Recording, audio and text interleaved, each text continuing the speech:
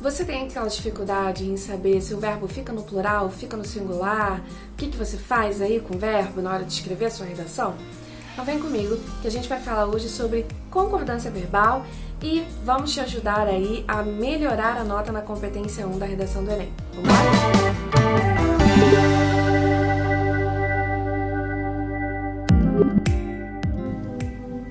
Oi gente, aqui é a professora Helena Faria, estamos de volta aí com o nosso intensivo da competência 1 na redação do Enem. Se você não sabe o que está acontecendo, estamos fazendo aí nessa reta final vários vídeos sobre problemas que acometem aí a questão gramatical.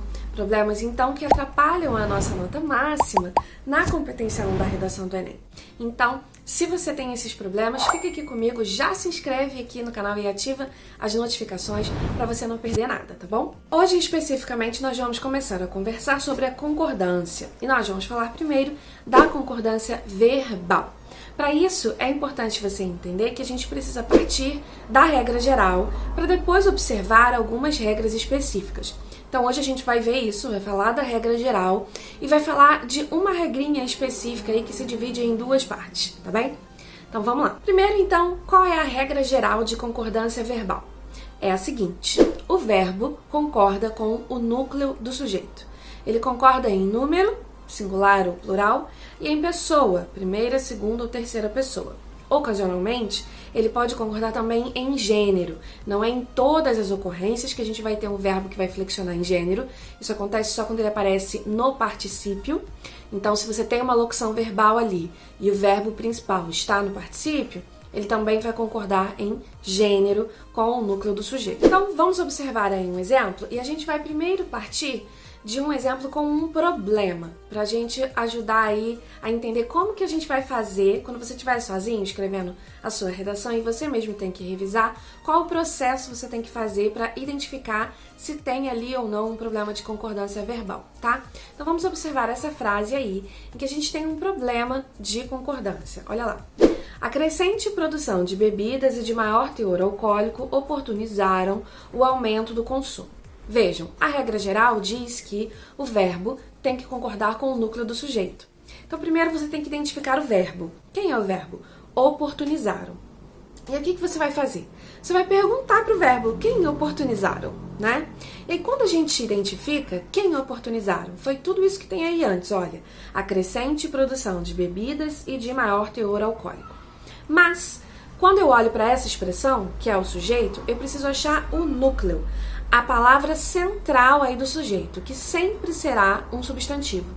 E qual é o núcleo aqui? O núcleo é produção. A produção é que é de mais de uma coisa, né? Produção de bebidas e de maior teor alcoólico. Essa frase é de uma redação real, tá, gente? Eu não modifiquei aí a frase, eu peguei de um exemplo real, para vocês verem aí frases que realmente aparecem em dissertações argumentativas. Tem algumas coisas que a gente poderia mudar na frase para que o sentido dela ficasse melhor, mas não é isso que a gente vai observar agora, né? Então, se a palavra central é produção, eu preciso identificar em que pessoa e em que número esse núcleo do sujeito está. E no caso, produção é terceira pessoa do singular. Então, o verbo não deveria estar no plural, oportunizaram. Olha como a gente deveria ter aí. A gente deveria ter o verbo, agora numa corzinha normal, indicando que ele está correto. A crescente produção de bebidas e de maior teor alcoólico oportunizou o aumento de consumo, certo? Então, oportunizou no singular, concordando com produção, que também está no singular. Beleza? Essa regra geral também vai valer para o caso de a gente ter o sujeito composto. O que é o sujeito composto? Aquele que tem mais de um núcleo. Então, mais de um substantivo ou palavra com função substantiva ocupa a função de núcleo, certo? Então, olha lá. Nesse sentido, pode-se afirmar que a falta de normas reguladoras e o desemprego agravam esse cenário. Aqui duas coisas agravam o cenário: falta e desemprego. Então, como eu tenho dois núcleos, o meu verbo vai concordar com esses dois núcleos, ficando no plural, certo? Seguindo, portanto, mais uma vez, a regra geral, tá? Então, essa é a dica principal aqui pra você. Você tem que, primeiro de tudo, olhar para o verbo e procurar ali quem é o sujeito dele. E aí, estabelecer a concordância com esse núcleo do sujeito, tá? Procura criar esse olhar de revisor do seu próprio texto. Escreve a sua redação e depois vem olhando ali os problemas, né? E para a questão da concordância verbal, é isso que você tem que fazer. Olhar o verbo e procurar identificar quem é o sujeito desse verbo. Agora vamos tratar de um outro caso que costuma dar alguns probleminhas. Esse caso não foge à regra geral, mas a gente precisa de mais conhecimentos gramaticais para conseguir identificar ali. É o caso de o verbo estar acompanhado do pronome se, da palavrinha se.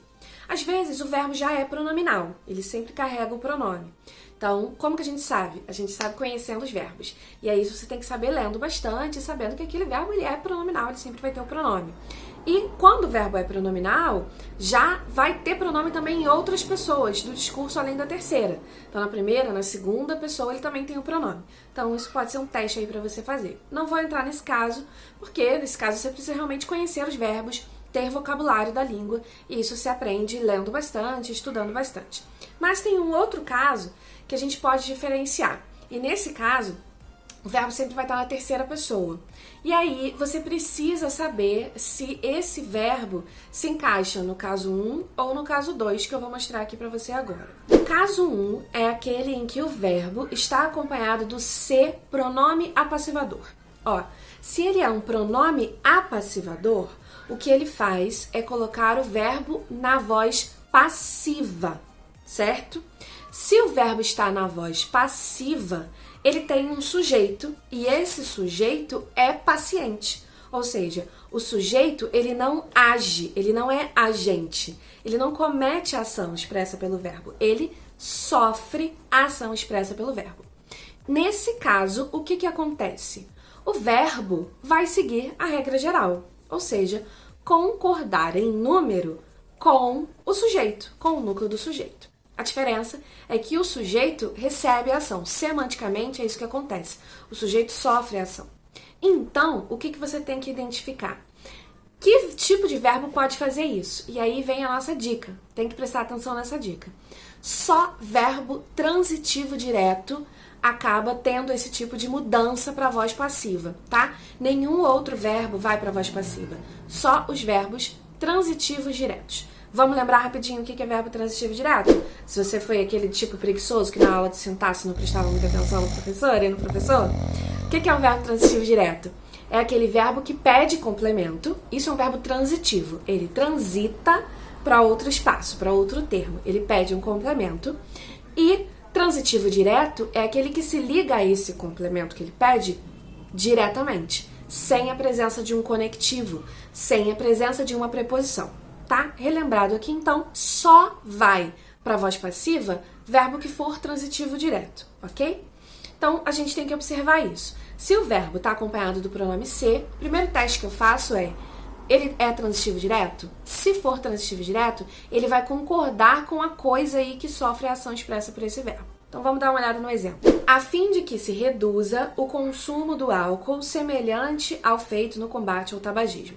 Isso é o finalzinho só de uma frase que eu peguei pra gente observar o caso aí da ocorrência da concordância. Reparem, eu tenho ali o verbo reduza, acompanhado do pronome se, que por conta das regras de colocação pronominal tá antes aí dele, né? Então, se reduza. E aí eu vou observar, o verbo reduzir é transitivo direto? Como que eu faço isso? Eu pergunto, quem reduz, reduz alguma coisa?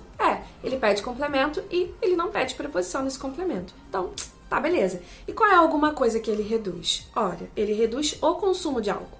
Então, o consumo de álcool é quem sofre essa ação. Então, é o sujeito paciente. Repara que eu posso dizer, o consumo de álcool será reduzido.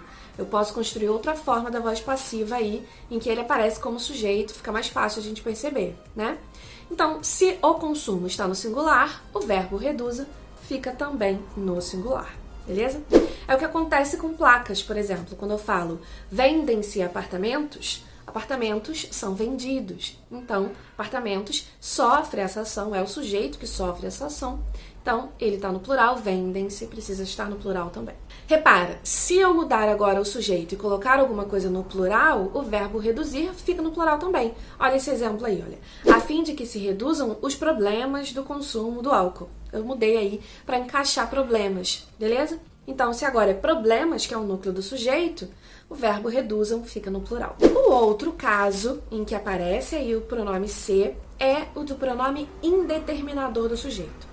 Vamos entender a expressão? Olha, se é indeterminador do sujeito, significa que o sujeito será indeterminado. Se é indeterminado, não tem com quem o verbo concordar, porque o verbo só concorda com o sujeito que está ali, né? Que a gente sabe quem é.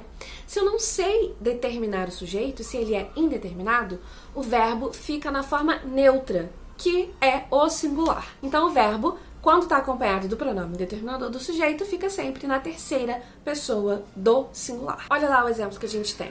Trata-se de problemas graves que afetam a sociedade como um todo. Repara aí que eu nem marquei nada, né? Por quê? Porque ele não concorda com nada, eu só marquei o verbo. Então, trata-se de problemas. Repara que o verbo não é transitivo direto, ele pede esse de, que é uma preposição. Então, essa é a dica aqui pra gente identificar. Se não for transitivo direto, vai ser qualquer outra transitividade. Então, pode ser transitivo indireto, pode ser intransitivo ou verbo de ligação. Nesses casos todos, significa que a gente tem pronome indeterminador do sujeito, então o verbo vai ficar no singular, beleza?